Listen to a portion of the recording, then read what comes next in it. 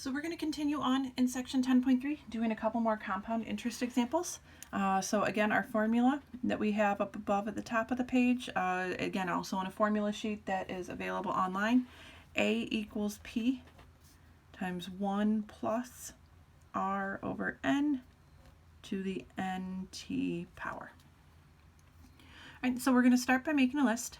Find the future value of an investment of P equals $1,237.50, compounded annually with an 8.25% APR, annual percentage rate, for a term of 4 years.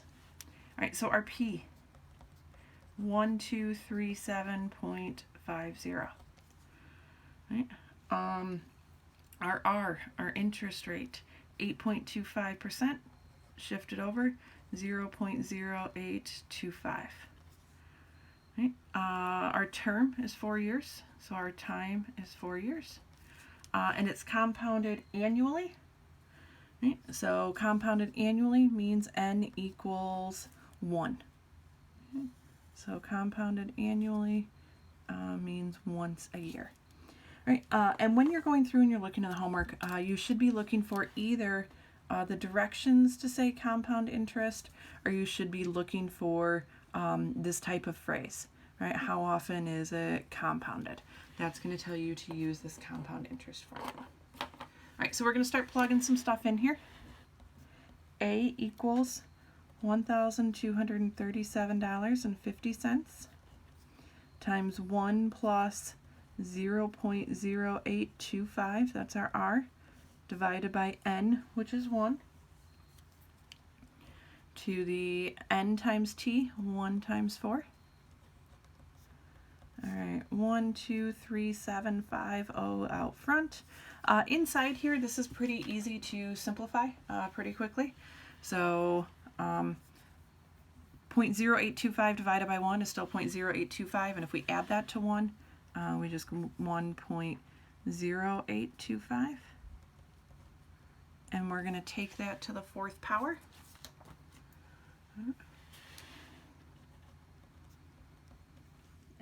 This is going to give us, I'll grab my calculator here, 1237.50 times 1.0825, and I use my caret button to the 4th. We get 1699.248, right, which we're thinking money. So we're going to round this to $1,699.25. That 8 makes that 4 round up to a 5. Anytime we're dealing with money, which is pretty much this entire chapter, our final answers are going to be money. We're going to round to 2 decimal place values. So we want it to look like normal money, having the full cents that's written there, but not too much. We don't want the 0.248. We want the $1,699.25.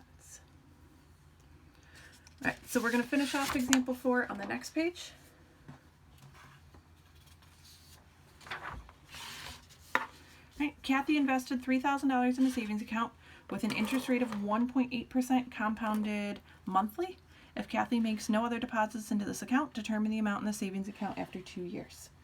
All right, so A equals P, 1 plus RN to the NT. Our principal, $3,000 that she invested. Our interest rate, 1.8%, so 0.018. Our time is 2 years, and we are told that we are compounding monthly. Right? Compounding monthly is going to mean that N equals 12, because there's 12 months in a year. All right, so now let's plug all of this into our formula. 3,000 out front for our P. 1 plus 0.018 divided by 12 to the 12 times 2. All right.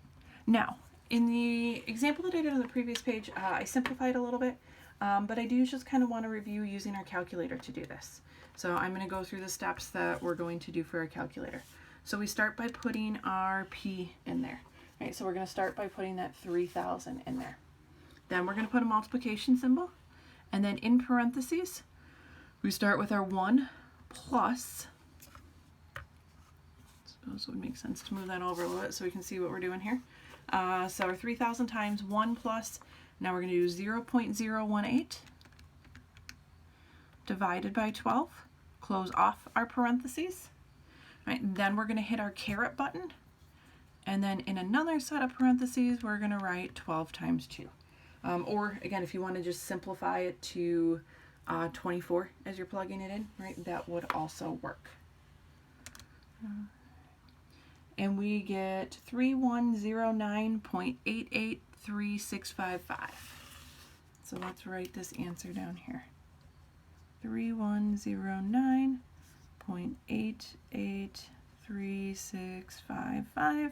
Again, we don't need to keep all of those decimal values. We're going to round that guy off to $3,109, excuse me, 0.88. We've got a 3 next to here, so this isn't going to change. So we're still going to have 88 cents here. All right. So once you get the hang of plugging everything into your compound interest formula and using the calculator correctly, instead of doing multiple different multiplications, we're using exponents to shorten that process. Right? So definitely do some practice with your calculator, whatever type of calculator you might have. Again, look for kind of some extra additional instructions that you're going to find online that I will give you as well. Remember, as you're going through and doing these, parentheses do matter. So if we see parentheses in our formula, we want to make sure we put them in our calculator. Same thing is true. These guys don't technically have parentheses around them, but if we're thinking about putting them in our calculator, we might want to put those in parentheses unless we simplify. And then, again, my strongest recommendation is as you're going through and looking at these notes and these videos, practice on whatever calculator you plan on using, because you want to make sure that you're plugging things in correctly and you're getting your answers that are going to then match mine.